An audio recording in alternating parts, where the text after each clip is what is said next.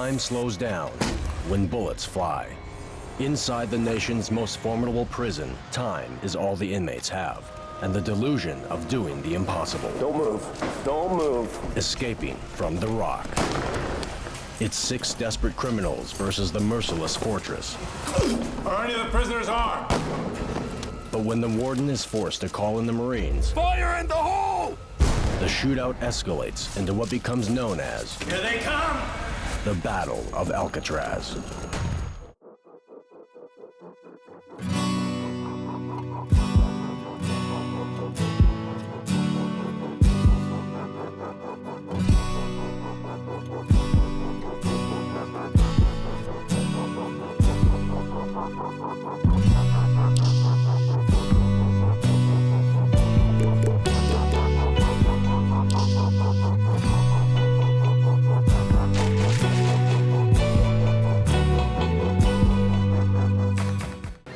Early in the afternoon of May 2nd, 1946, on Alcatraz Island, in the middle of San Francisco Bay, the prison cell house is largely empty, with most of the inmates out on work detail. 3 are missing. They have 53 minutes to hijack the supply boat, the only transportation to and from the island.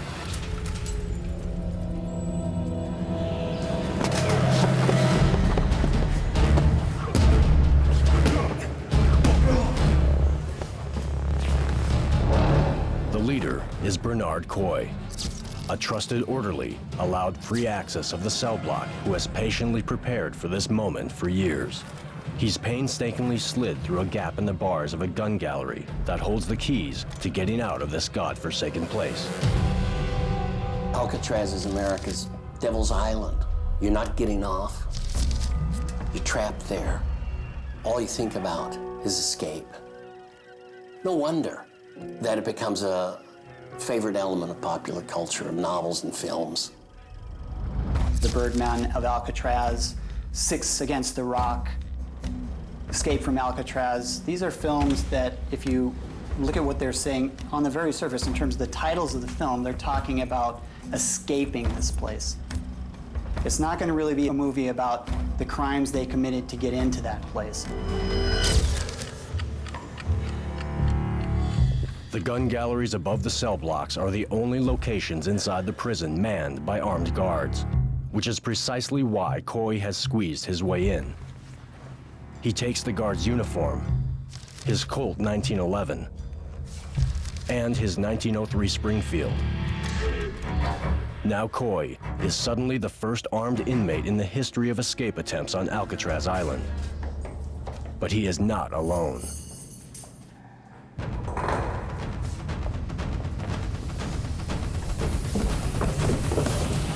Don't move. Don't move. Easy. Coy's primary accomplices are Joseph Kretzer, who attempted to escape 5 years earlier, Get up. You're coming with us. Get up. and a kitchen orderly with access to the cell block, Take it easy. Don't do anything stupid. All right. Marvin Hubbard, doing time for armed robbery and kidnapping. Come on, come on. The perpetrators then proceed to let out extra muscle. Violent offenders kept in isolation. They let out Mirren Thompson, an escape artist selected for his exceptionally devious tendencies. Come on, come on. Sam Shockley, a lunatic and partner with Kretzer in a previous attempt. And Clarence Carnes, known for assault and supposed connections in San Francisco once they land. Go, go, go, go, go, go, go. It's 11 minutes into the escape attempt, and so far the plan is on schedule. The next step is to gain control of the entire cell house. Cell blocks were state-of-the-art if you got out of your cell. But there's only 2 doors leading into the cell block itself. You had to get onto the grounds, where, of course, guards with machine guns and watchtowers were looking for you. If you make it past all of the obstacles on the inside of the prison, here's what awaits you. Freezing cold water in San Francisco Bay. Riptides and undertows that can carry you off before you even have a second to react. Used originally as a tool in the FBI's assault on gangsters during the 1930s, Alcatraz holds around 250 of America's worst criminals. Alcatraz was never intended to be a place of rehabilitation. You break the rules, you go to prison. You break the prison rules, you go to Alcatraz. It was the place in which career criminals were sent and from which they would never return. And it had a rather illustrious alumni. You have Al Capone serving there. You have Machine Gun Kelly serving there. In order to house the worst of the worst, Alcatraz stood out for its barbaric treatment of prisoners. There really is that psychological brutality, what might be called cruel and unusual punishment. A day in Alcatraz is like a day in eternity.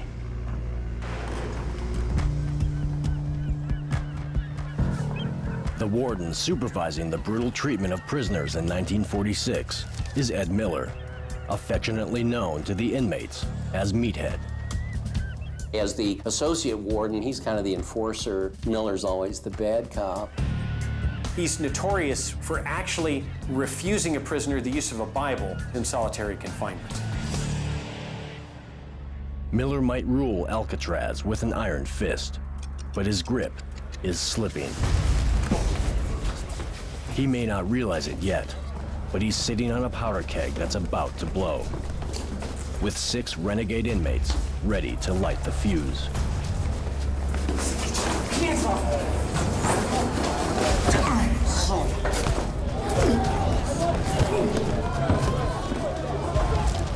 After rounding up the guards, the criminals plan to exit through the recreation yard door using one very special key. Once outside, they intend to make their way to the island's dock and overtake the prison supply boat, arriving daily at 2 p.m. Our 6 escapees have rounded up the guards, confiscated the keys. Everything is going along with almost clockwork precision. Get their uniforms. Do it! We don't have all day, let's go faster! Time becomes a more and more critical element. In order for the plan to succeed, the escapees must meet the supply boat that's coming into the rock. The perpetrators plan to use the hostage guards as cover from the snipers that man the watchtowers as they flee to the boat dock. But first, they have to make it outside.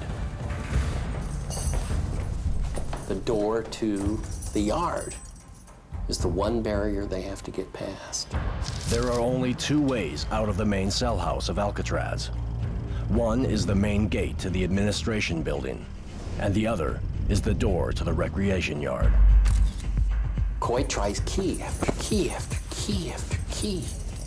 Nothing works.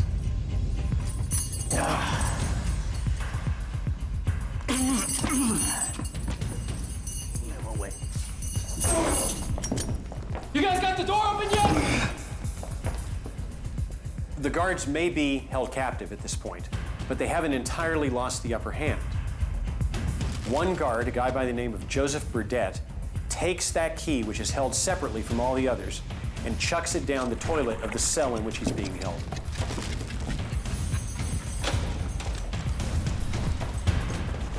Where's the key? Where's 107? Where's the 107, man? Give it to me now! Oh, you've got to be kidding me.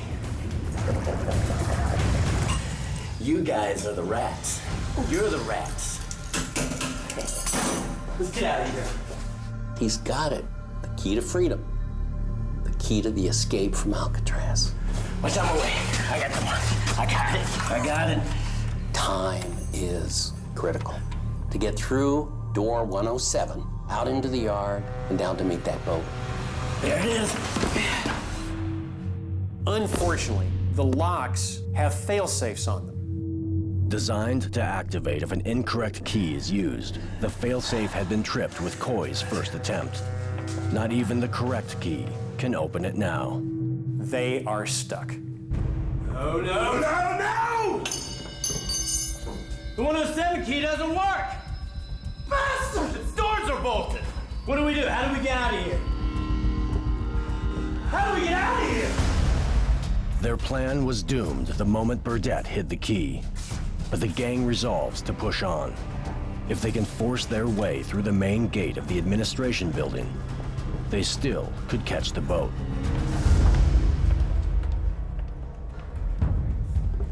And so far, the cons have managed to keep the administration in the dark. Until now.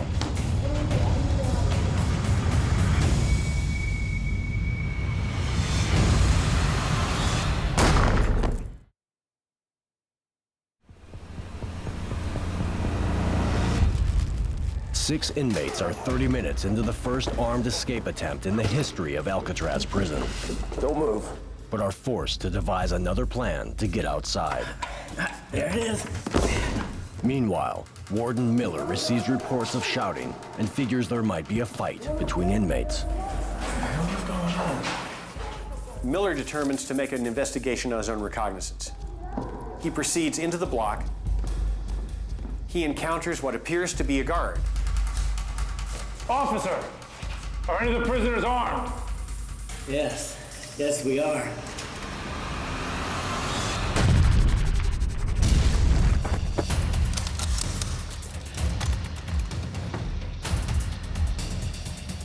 Miller turns and runs for his life. Now he knows he has a problem. As Warden Miller slips away, so too are Coy's chances of catching the supply boat that has just arrived. But he must make it out of the main gate before Miller can sound the alarm.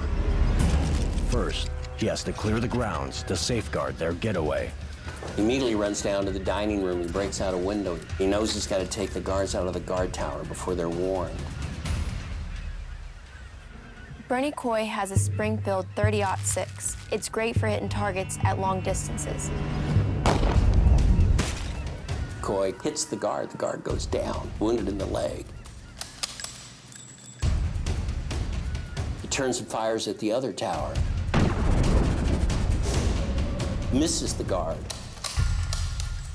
Unfortunately for Coy, it turns out that the sight of the Springfield rifle that he's using was missighted by a guard. It's an incredible coincidence. Damn it! But is another stroke of very bad luck for the escapees. Could Coy have changed the course of this historic shootout with a simple correction to the rifle's sight? Two-time national shooting champ Tori Nonaka heads to the gun range to find out. We have an improperly sighted rifle, just like Coy did, a .30-06. With a muzzle velocity of nearly 3,000 feet per second, a .30-06 can shoot with precision at over 1,000 yards. I fired my first shot and noticed it was low and to the left. So now I'm gonna adjust my height and my windage to walk the shots up to get it closer to the bullseye. Properly sighted, this rifle means death at long distance. An inadvertent mistake by the guards makes it practically useless in Coy's hands.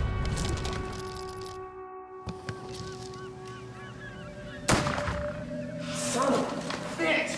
Unsuccessful in taking down the guard towers on the north side of the island, Coy, Kretzer, and Hubbard now make a stand at the main gate of the administration building in a last-ditch effort to make it to the boat. They have very little option than to defend the cell block from the assault they know is coming from the prison guards. Here they come. Get into positions! They hate this place. They hate everything it stands for. They hate everything it's done to them, everything it's made them into. And now they're lashing out.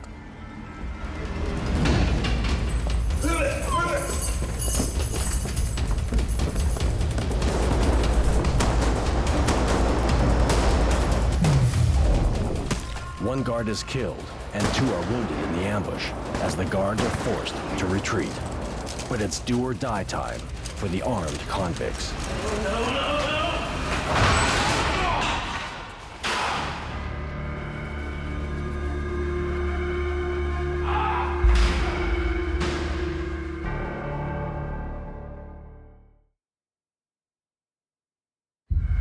By 1946, Alcatraz has endured 8 unsuccessful escape attempts And as the alarms begin to shriek, 6 desperate criminals are perched on the brink of joining that dubious list. Taking the cell block was one thing. Getting out of it was something else altogether. So now they're trapped. The boat back to the mainland's long gone. With the inmates' plans falling apart, they're left with few options. We can't leave anyone behind to testify against us. Not now. Chris, these men have families. Just think about it. Please.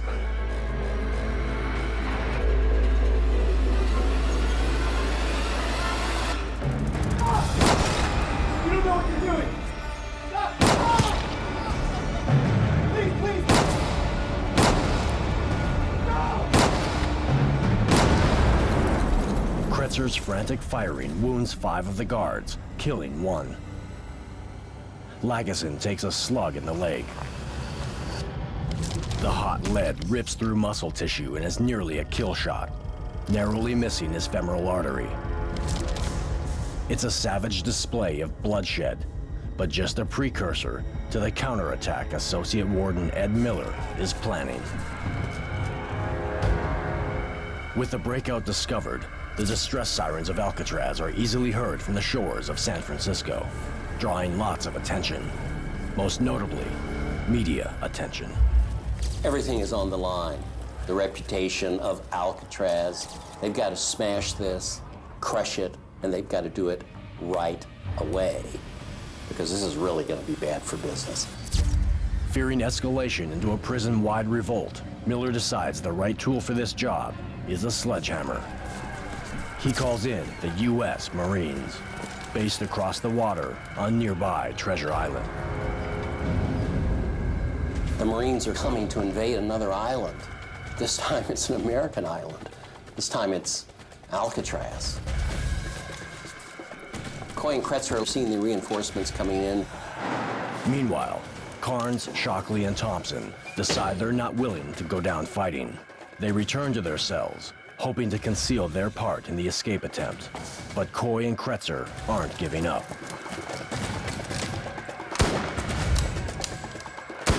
What starts as a very hopeful escape attempt has now become something of a last stand.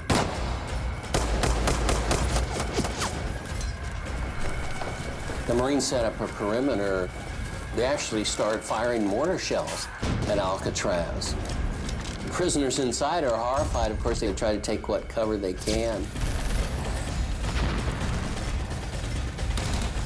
Now it's going to become the battle for Alcatraz. Miller has also summoned an elite squad of Marines that specializes in clearing close-quarter fortifications, commanded by a World War II hero, Warrant Officer Charles Buckner. Buckner had been on Guam in '44. He was a bunker buster, among the best in the trade. He had blasted recalcitrant Japanese soldiers out of these trenches in which they had hunkered down, refusing to surrender. Buckner's team plans to utilize this same tactic inside the prison. They maneuver onto the roof of the main cell house, over the location of Coy, Kretzer, and Hubbard. Get the grenade in there. The way he's rigged these grenades is to suspend them from long pieces of wire, from which they are lowered through the ventilator shafts to the level of the cell block. He yanks back on the wire, pops the pins.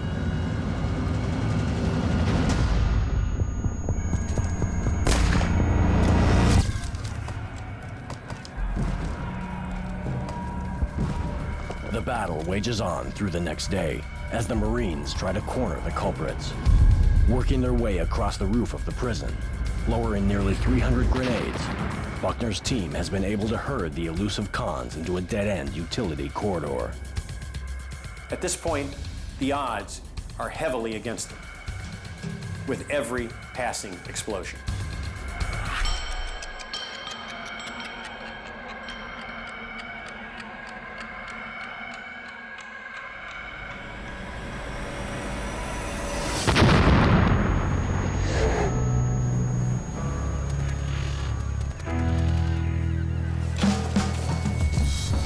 And they finally discover what they've been fighting. 3 men blown to smithereens, essentially. And they find their compatriots. They find the guards who are miraculously all but one still alive. And they also find what Lagesson has scrawled on the wall when he thought he was going to die. The names of the main conspirators. While the list contains the circled names of the deceased ringleaders, their bodies found in the utility corridor perforated with shrapnel, it also contains the names of their 3 accomplices who would go to trial for their involvement. Shockley and Thompson finally meet their end in the gas chamber. Carnes evades the death penalty because of his reduced role in the attempted escape. While Coy, Kretzer, and Hubbard were unsuccessful in fleeing the island, their ordeal may have indirectly facilitated the most famous escape attempt in Alcatraz history. In the bombardment, so much water had been released and seeped down through the walls that essentially they were crumbling away. In 1962, Frank Morris and 2 accomplices escaped their cells through a utility corridor that was damaged in the Battle of Alcatraz 16 years earlier. In the film Escape from Alcatraz, you see Clint Eastwood is able to chip away at the cement, the concrete around one of the ductworks was in such bad physical condition. That was the reason they were able to escape. Though the administration emphatically denies Frank Morris's probable escape, less than a year later, the Attorney General orders the prison closed. Farewell, my love, we'll be together soon. The story of the rebellion at Alcatraz is so compelling because we root for the outlaws. They're so trapped, they're so oppressed, and it's almost impossible not to have sympathy for what they're seeking. The same thing we're all seeking: freedom. They're calling me back home. Thanks for watching. If you'd like to help us produce more compelling historical content like this, please like, comment below, and share this video with fellow history buffs. And of course, be sure to subscribe to help keep history happening.